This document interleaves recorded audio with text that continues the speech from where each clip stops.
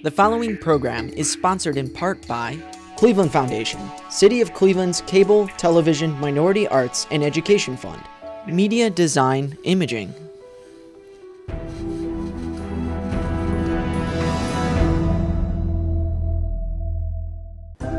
Creative House Studios.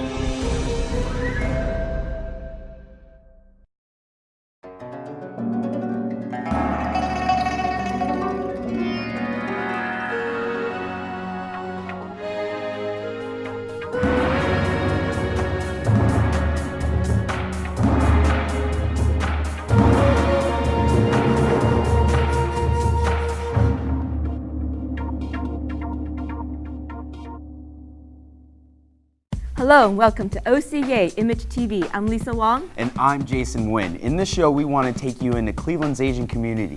Asiatown is a neighborhood rich of culture and diversity. It's one of Cleveland's rapidly growing neighborhoods and home to many Asian events. We also sit down with representatives of St. Vincent Charity Medical Center, where we'll talk about this great city and Asiatown. But first, we start with the Cleveland Asian Festival. In 3 years, the festival has grown to be one of the most popular festivals in the city. Bringing a spotlight on Asiatown and what it has to offer, Lisa, I can say the food is amazing, and it's great when you can bring so many people and cultures in one place. So glad you like the food.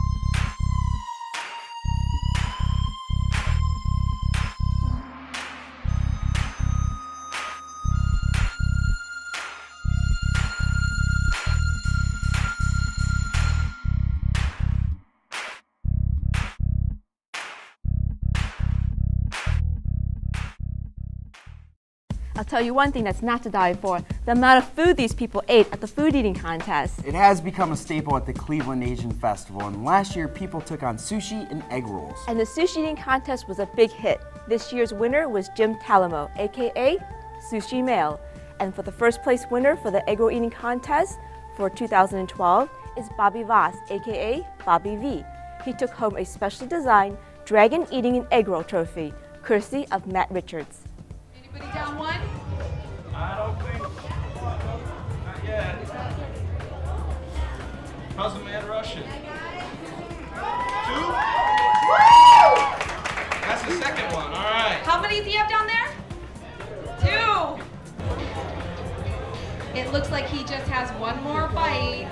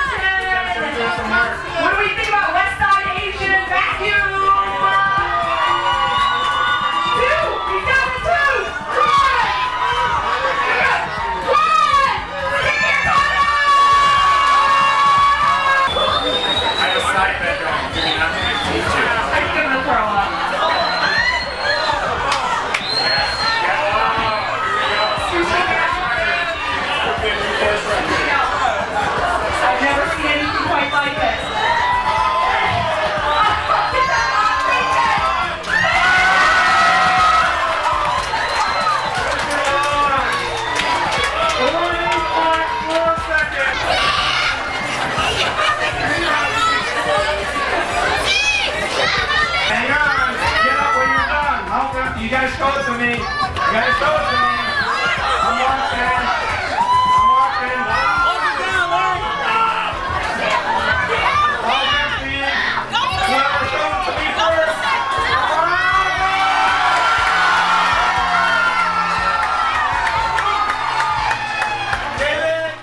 Those were just two of the 40,000 people that showed up for the two-day festival. Here's what some of you had to say about the one-of-a-kind event. Good time at Asian Festival today? Yes, I am. We've had a really good time. Excellent. Was this your first Asian Festival? Yeah, it is. It is, yeah. Was it what you expected? And more. Oh, yeah. It's really, really nice. Let me just welcome everyone to Ward 8. On behalf of the Ward 8 residents, there's 25,000 of us. This is one of our gyms. We are so very proud, not only of Asia Town and the Asia Town neighborhood, but of this executive committee. So let me just congratulate the executive committee. For 3 years ago, they said that they wanted to do this. Actually, later than 3 years ago, and many folks didn't think they'd pull it off. But look at us today, they just keep growing and growing. They keep calling every year, they want more from me in the city, they do this and do that. So whatever they want, we do. So I just want to acknowledge the executive committee for a wonderful job. They're making Asia Town known throughout the city and throughout the region. I have given a resolution of congratulations. It's in the program that you have. It is recognizing the 3rd annual, and I just wanted to acknowledge that as well. But I'm just going to go and shop, I'm going to go enjoy, and I'm going to go eat and have fun. I just want to acknowledge the director of the Department of Community Relations for the City of Cleveland, Blaine Griffin, over there. I work with Blaine, and he handles a lot about the community relations. We just did a wonderful Asian Pacific kickoff for the month, right? For the month. So God bless you all. Thank you for being here. Pass the word. Every year we're going to grow, and it's going to be a wonderful. Thanks so much.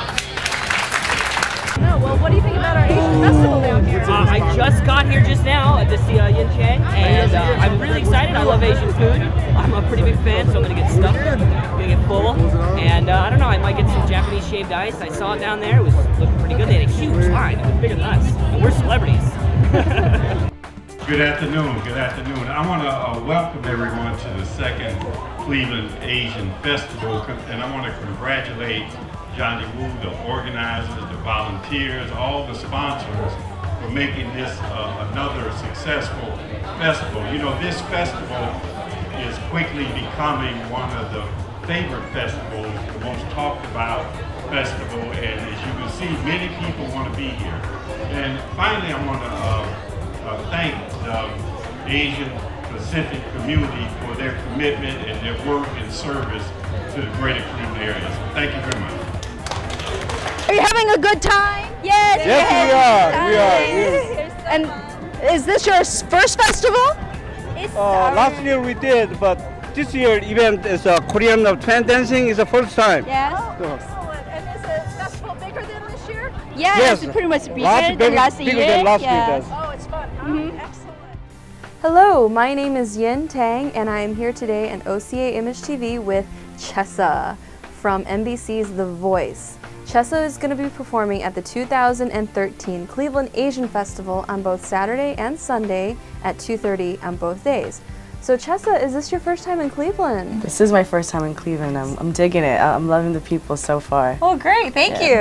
You love our panda too, right? I do. I love him a lot. That's my new buddy. I wonder if he knows if we're talking about him. So tell us a little bit about your experience with The Voice. Did you have to audition to be on the show, and how did you hear about it? The season that I went on the show, it was actually my second time auditioning. I auditioned the first time with my brother, and then we did it again, and you know, it's crazy how things turn out. I didn't think I would have to do this solo because I was so used to doing it together as a duet. So it's very nerve-wracking, and it gave me the opportunity to find who I was as an artist. So I'm really blessed to have had the opportunity. Well, that's wonderful. So, you know, those of us who actually watched The Voice, it was really cutting kind of close. Were you nervous, like right before CeeLo hit the button? Yeah, definitely was. You know, in the beginning of my song, I forgot my lyrics, or I forgot the timing. I was like, oh my God, I'm never gonna get a chair turn this time. So when he did turn around, it was definitely like relief, a sigh of relief at the end of it, yeah. A lot of experience in the show, and I learned a lot, and I grew fast in the industry, and then I met a lot of people, and it gave me opportunities to be a part of these kind of festivals, you know, to be part of the Cleveland Asian Festival, to go around the world and travel and do what I love to do, so it's great. I love it. So I heard that you're doing pretty well over in the Philippines. I am. You know, it's crazy because Indonesia actually plays my song on the radio stations, and it's like, oh my God, I never thought I would have this opportunity in a lifetime, so pretty nuts. Yeah. For me. I know, and it was probably really weird for you to see your face on my car. Yes, you know, when you guys, in Cleveland, when you guys tweeted me that picture of the billboard, I was on the floor. I was like, oh my God, they are going all out. This is huge. Okay, I have to be on my A game. You know, the Asian Festival, we don't just try to support the Asian cultures. In Cleveland, we try to support whoever we can, you know, bring our way as well. So, community, yeah, it's about bringing people together, so I love it. well, your new single, Fall Again, I actually downloaded the song, and I really like it. Thank you. It's a little bit different than the songs that are more ballad-like that I heard you singing on The Voice. Yes. So, what do you think of when you sing a song? Like, what artists and what moments in life inspire you to sing? You know, I've been through a lot in such a short amount of time. I'm only 23. It's about the life experience that I've gone through, whether it be from relationships or like life experiences. So that definitely inspires me to write and sing these songs. And I just dropped my album, and it's called Naked. So it's all about me stripping of myself, and it gives the people a more perspective on my life and what I've been through in my relationships and you know, issues in my life. It's really awesome. It's cool. That's really a great way to give back to your fans too. Yeah, and yeah, with my song that's playing in Indonesia and in the Philippines and Asia, it's called I'm Not Perfect. And with the show, it gave me the opportunity to inspire young women to, you know, truly love themselves. And like, there's a lot of bullying nowadays, and like even when I was younger. So, you know, it's about acceptance of yourself. Yeah. Hawaii is a big melting pot, so it's normal for us. But when I was younger in Hawaii, I definitely went through a lot of bullying because they don't really see a lot of kids wanting to pursue that kind of music. So it's definitely difficult in both aspects. Now, on other interviews that we've seen that you've done on, you know, TV, it says that your family has supported you a lot. Now, do you come from a family of musicians and singers, or is this something that you just kind of... You're a little... You know, I think with every Asian family, I think some can vouch for me on this. You know, Asians, they're hard workers, and they definitely want to see their kids in a job and a career that's a lot more stable than music. You know what I mean? So my parents were supportive, although my dad and my mom, like, you know, maybe you should do like some nursing or something. Yeah. I'm like, no, Mom and Dad, this is something I really want to do. So it took a lot of convincing over, like, you know, over the course of time, but now they're very supportive, and they're pushing us to work harder for our dreams. And hopefully it inspires other Asians and young kids to just go after what they want, no matter what it be. You know, whether you want to be a doctor, nurse, musician, like artist, doesn't matter. Now, did you always know you wanted to be a singer, or did you think about being a doctor? I always knew. You know, when I was 4 years old, my dad put me at the table. He's like, sing, and you know, now I'm doing it, so it's crazy. So, what was it? CeeLo dubbed you as the next power singer? Powerhouse vocalist. Powerhouse vocalist. How does it feel? Till this day, I think it still feels surreal that, you know, I have like somebody as big as CeeLo to even say that. So, what's next for you? I know you just released the album. Do you have a tour to promote it? I am. Yes, I'm planning to do a summer tour, mini tour around the mainland. So hopefully that all works out and I can do that. Maybe I'll come back to Cleveland. Yes, we'll welcome you back. Thank you. So I'm hopefully doing that. So are you performing with Troy, your brother, as well? Yes, you know, my brother is a big part of my career. He's my manager, he's my musical director, so definitely he's gonna come with me. And does he play the keyboards with you? Yes, he'll be there Saturday and Sunday. Maybe you'll hear him sing a little bit. Yeah, that's awesome. It's like a powerhouse team. Yeah. I'm excited to introduce him to everybody as well. Absolutely. So is it just the two of you, or do you have other siblings? It's just the two of us, so we have no choice. Gotta look out for each other. I have no choice. Now, was there an actual turning point, or was it like a gradual process? For your parents to kind of accepting. Yeah. I think with The Voice, it was like definitely a big turning point, because like we moved to LA like 5 years ago, and then, you know, in the course of 3 years, we didn't really get much. I mean, my brother would be touring, I would just be stuck working at the gym, you know, just chill. And my dad would tell me, like, are you sure this is what you want to do? Do you want to go back to Hawaii? Do you want to be a nurse? Do you want to go back to school? You know, whatnot. I was like, no, Dad, this is something I really want to do. And, you know, and I went on the show, and he's like, oh my God, look, you're living out your dreams. And I'm like, yeah, Dad, I told you. Yeah, see, it's always great. I mean, I think a lot of the Asian kids out there can relate growing up. Yeah, you know, definitely. A lot of them, they didn't really get to follow their dream as much, either because they didn't have the support or they were unsure. It was so hard for an Asian. Yeah. So, I mean, do you get a lot of fan letters from, you know, Asian girls and boys that says, wow, you're like this Asian singer and you're really making it? So. Yeah, there are a few. Actually, I have like some in Hawaii telling me, like, you know, I'm glad you lived out your dream. You know, this is something that I wish I could do. And there's even a few that older, like, don't ever give up, and you know, just keep doing it. Because when I was your age, I wish I was doing this. Like, and it's like it feels gratifying, you know, that people say that to you, and you just like you want to fulfill this dream that you have and do it not only for yourself but for them, and to inspire other people to do it as well. Don't care about what people think and what people are trying to tell you what you can and cannot do. It's really up to you to decide what your destiny is going to be and how you want to fulfill and pursue your dreams. That's really awesome. So are you thinking about forming a band or ever in the future, or is it just always going to be you and Troy? Definitely. For the summer tour, I'm definitely going to have my band ready and up and set, so guys, be ready. Now, are you going to be swinging by Cleveland at all? You know, for sure? I hope to. So maybe we'll see what happens, guys. Well, ladies and gentlemen, thank you very much. This is CHEESA, and I'm Yin, and thank you so much for watching OCA Image TV.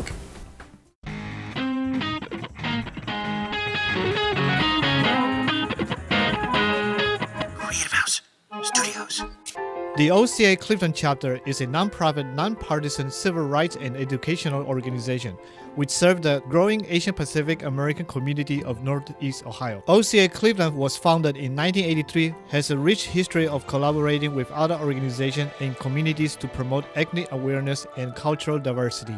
OCA Cleveland chapter is part of the National OCA, with over 84 chapters and affiliates within the United States. We are dedicated to promoting cultural heritage, active participation in civic and community affairs, securing justice and equal treatment and equal opportunity for all Americans of Asian Pacific descent.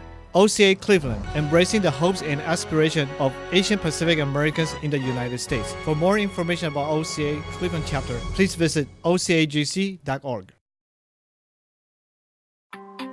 We are the Cleveland Foundation, Greater Cleveland's largest grant-making organization, giving about $85 million each year to reform education, create jobs, revitalize neighborhoods, nurture youth, support arts, and so much more. You can give to your favorite causes through the Cleveland Foundation, and your gift can last and keep on giving forever. If giving back to Cleveland is important to you, why not partner with us, the Cleveland Foundation? If you want to be remembered, do something memorable.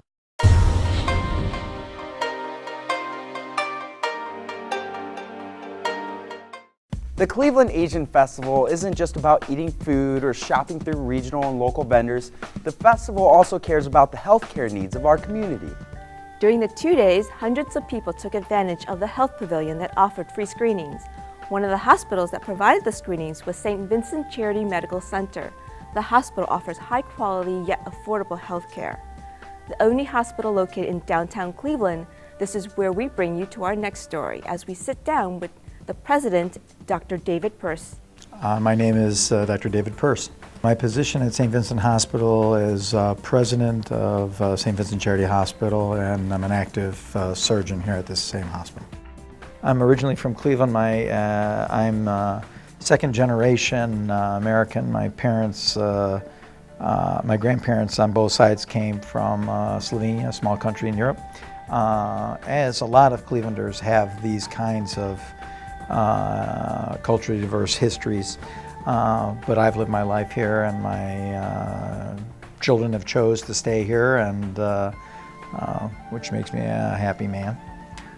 I've lived in Cleveland my entire life. I've been out of Cleveland to get educated at other areas. I went to school in Chicago and in Columbus. But you know, Cleveland is a somewhat of a classic industrial academic American city. It like all big cities, it has, in my opinion, a unique character. It has industry, science, and the arts, and I find it an extremely stimulating environment, and really, you know, all cities have their rough industrial areas and their polished, shiny areas, but I think Cleveland offers a unique, special personality within America. Well, I think the two areas of Cleveland I think are the most interesting for me. The downtown area, including Ohio City and the near west side, and the second is the Arts and Cultural District surrounding the Cleveland Art Museum and Botanical Gardens. Most people don't know, but on the near east side of Cleveland, on approximately the 100th block area, is the largest single collection of cultural centers in the United States. It's one of my favorite restaurants and museums. What better can you do? Well, my favorite part of the Asian culture in Cleveland would probably center on the Asia Plaza, which is approximately 10 blocks from where we're sitting right now. But I think I have to speak to this in stages because, as you know better than me, the Asian community is not just one thing. I was commenting to a friend of mine, you know, saying the Asian community is like saying the European community. That doesn't mean an Italian is the same as speaking to a German. I mean, these are two different cultures. But centering on the Asia Plaza, I've had relationships actually with Susan Deng, who's a Chinese pharmacist over there, and I've actually used her extensively in my past with regard to oncologic patients that I've had. Of course, dining in restaurants there. Going beyond that, I've had a fairly broad relationship with the Vietnamese community in this area. Dr. Do, Vietnamese physician, is a colleague of mine with significant referrals. And the near, in this community, just 30 blocks on either side of me are other Vietnamese strongholds with the Pho restaurants on the east side and Minh An's on the near west side. And finally, there's a small Japanese community. Some of my patients, one in particular, who would not mind me mentioning her name, Momo Kansaki. I think that means peach, Momo, I'm not sure. She's was a very impressive woman to me. She's an artist, and I remember her husband went back to school at Cleveland State University at age 85. That's a true story. So I find it, I guess the strongest thing I can say about the Asian community in general is how impressed I am over the creativity and the energy I feel out of that community. It's humbling. It makes me work harder to keep up. Cleveland has promoted, has been a major stimulant for me in my medical career because of the richness of its medical history.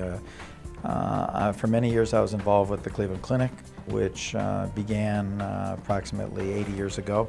And my family has a culture of medical involvement. My brother and my sister are both surgeons also.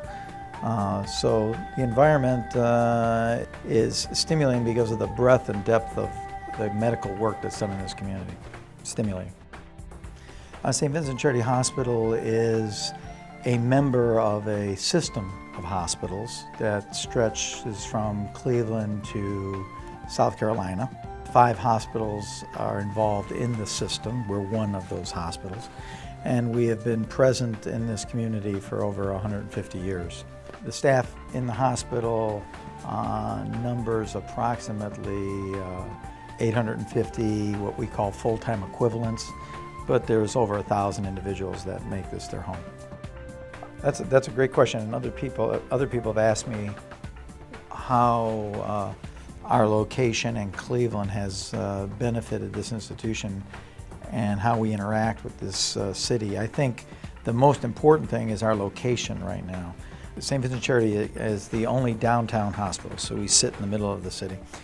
The second advantage of St. Vincent Charity Hospital is its relationship to the universities in the area. There is a large community college adjacent to us that has approximately 10,000 students, and a Cleveland State University that runs approximately 20,000 students. We're adjacent to both of these campuses, and we are integrated with them with regard to a medical school. And right now I'm seeking work on a biotech research lab with Cleveland State University. So that has obviously stimulated us because of the university attachment and education and research associated with the hospital.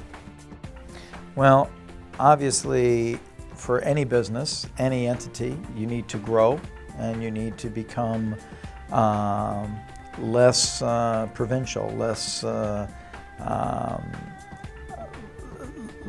geocentric. I think what St. Vincent needs to do in the future is to expand its reach to communities beyond the immediate neighborhood.